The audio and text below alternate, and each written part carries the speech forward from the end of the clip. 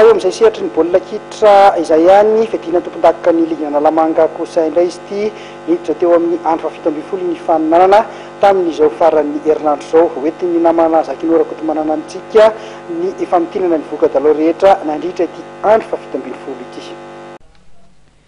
Mbola voatazona ekipa ny Tana Formation Trano larana voalohany Vonjomaika misy azy amin'ny fidinan'ny tompon-daka ny Analamanga nandritra ny andro 7 atao tetsy Mahamasina zoma teo dia nivoaka ambedresy tamin'ny saharoanoatra nanoatra ny ekipa ny AS Michel indray izy ireo ny 7 minitra voalohany ihany no nanoatra ny ekipa n'Amparibe tamin'ity fihaonan'ity na dia izany ary dia efa nitarika tamin'ny sarainoatra ny mpilalao Andraniry sy tamin'ny baolina tafiditry Rajo.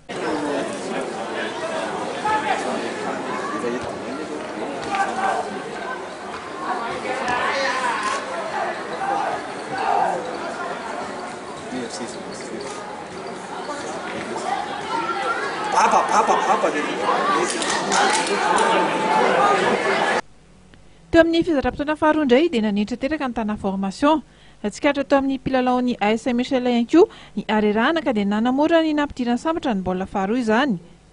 Nanarak'izay dia mbola tamin'ny elan'elan'ny saharoanoatra io ihany koa nandresen'ny AS Ademany Kosfa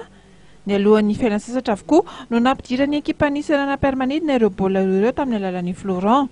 Somary nahirerivaka ihany ny fifandonana teo amin'ity lalao ity ary dia samy nanana faniriana ny aka isa telo avokoa mantsy ny ekipa rotota.